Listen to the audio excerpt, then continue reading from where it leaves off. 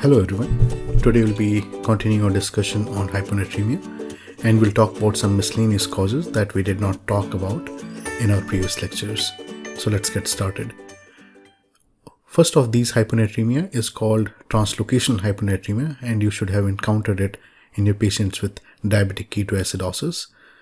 These patients are hyperglycemic, and this occurs because there is a shift of water from intracellular to extracellular compartment because of osmotically active ions in the extracellular compartment. There are other chemicals like mannitol, glycine, and some radiocontrast agents that can be osmotically active and can result in translocational hyponatremia. Glycine is usually seen in patients with urological or gynecological surgeries. One of the things that you have to note is that in patients with hyponatremia, because sodium is low, your serum osmolality is on the lower side. However, when you are dealing with patients with translocational hyponatremia, their serum osmolality will be normal or high because they have other osmotically active ion like glucose, mannitol, glycine, etc.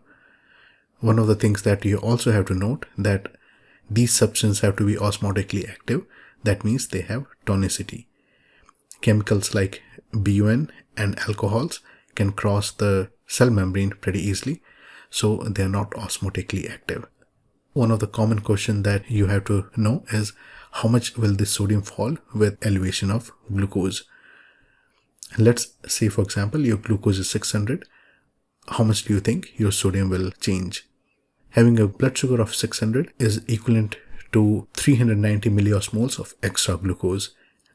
Your normal glucose is around 100 milligram per dl, and since your new glucose is 600, so you have around 500 mg per dl of extra glucose in the extracellular fluid because glucose is mostly limited to ECF, and if you divide by 18, you will convert milligram per dl into milliosmoles. That will give you around 390 milliosmoles. If you calculate this, you should be able to derive your sodium to be around 132 milliequivalents per liter. We'll talk about this whole derivation in some other lecture, but if you want to take a pause and have a look at all the steps, please feel free to do so. One of the things that this glucose is going to draw water, so your new extracellular volume is now 14.8 liters. If a patient glucose increases from 100 to 600, you can see their serum osmolality has now increased from 285 to 294. The serum sodium has dropped from 140 to 132, and the glucose has increased from 100 to 600. The ECF volume is 14.8, and your ICF volume has dropped down to 27.2. So approximately there is a 1.6 change in sodium with every 100 milligram per dl increase in glucose.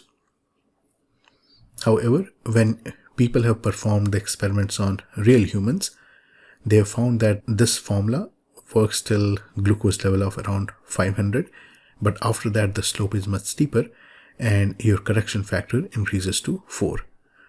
If you take an average of these two and you do not want to use two different corrections, for example 1.6 for glucose below 500 and 4 for glucose above 500, you can use an average of 2.4. The second type of hyponatremia is PseudoHyponatremia, which is seen in hyperlipidemia and hyperproteinemia, especially when their levels are very high. In the past, the serum sodium was measured using flame photometry, which underestimated the solute in the sample, especially in these cases. The principle behind that was the percent absorption by the solute would depend upon the concentration of the solute, and if the solute is full of lipids and proteins, the relative amount of sodium in the given volume of solvent will be lower, and therefore you will get a lower value. The newer technique are ion selective electrodes. However, these suffer from similar problem. If you have got test tube A and B, one of them have increased solid phase, that means increased proteins or lipids. To measure the sodium, you have to dilute the solution, and when you dilute the solution, since you do not know how much of the solid phase is, you will obtain a lower concentration of sodium with the same degree of dilution. Therefore, if you suspect pseudohyponatremia, use direct potentiometry using a blood gas analyzer that will give you true sodium concentration. Suspect pseudohyponatremia if the patient's symptoms don't correlate very well with degree of hyponatremia.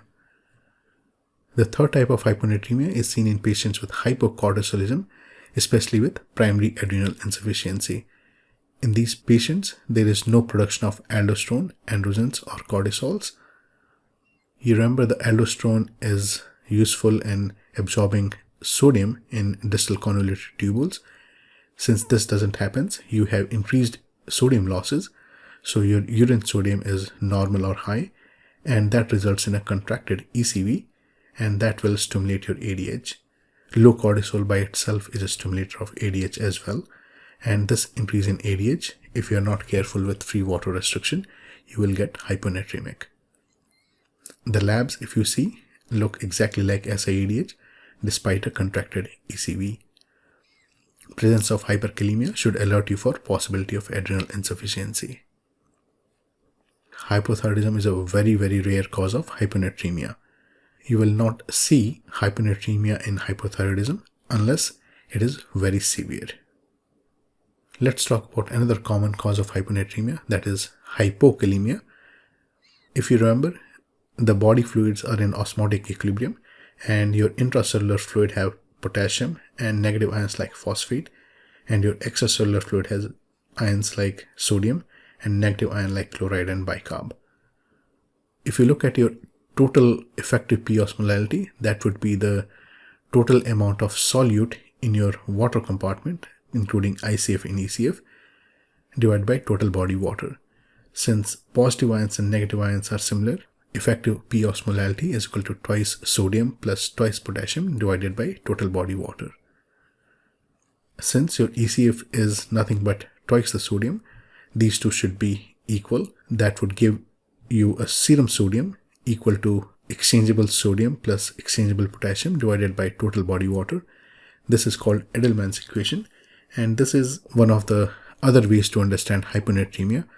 And therefore, using this equation, you can easily see that hyponatremia can be caused by either decreasing the sodium, decreasing the potassium, or increasing total body water. Here we'll stick to decreased potassium. Potassium losses are important, especially in patients with diarrhea, since potassium levels in stools are relatively higher. Once you lose potassium in the stools, this results in low potassium in the serum, and therefore there is a movement of potassium from intracellular to extracellular compartment, and therefore there is a negative intracellular contents. However, the negative intracellular contents can come out, so sodium or hydrogen ions can go in, and that would result in decreased serum sodium. So potassium loss can also result in hyponatremia, and this is important because potassium is a risk factor for developing osmotic demyelination syndrome. So make sure that you replace your potassium, and from the equation you can see that 1 milliequivalent of potassium will affect 1 milliequivalent of sodium. Another cause for hyponatremia is cerebral salt wasting, though this is not related to SIADH and has been highly debated. This occurs because of high levels of brain natriuretic peptide and is seen in patients with neurological conditions. BNP causes increased sodium in the renal tubules and increased urine output. Therefore, you have got high urine sodium and high urine output in these patients. Increased urine output causes these patients to get hypovolemic and hemoconcentrated, and this results in increased ADH stimulation, thus resulting in retention of free water and causing hyponatremia. Treatment of these patients is correct the hypovolemia. The main difference between SIADH and cerebral salt wasting is the volume status. We'll talk in detail in some other lecture. Similarly, you can have a renal salt wasting, which is seen in tubulopathy. That's problem with the DCT and collecting duct, and is seen in patients with chemotherapy, analgesic nephropathy, medullary cystic kidney disease, and a couple of medications. In end-stage renal disease, since your kidneys are non-functional, therefore any regulation of sodium is unobtainable, The level of sodium depends upon how much solute they eat and how much water they drink. If you see hyponatremia in an ESRD patient, these patients are drinking more water than salt. So in summary, rule out translocational hyponatremia by checking serum osmolality. Rule out pseudohyponatremia by checking sodium from an ABG machine. Rule out hypocortisolism and hypothyroidism. And watch for hypokalemia as it can result in hyponatremia. Thank you.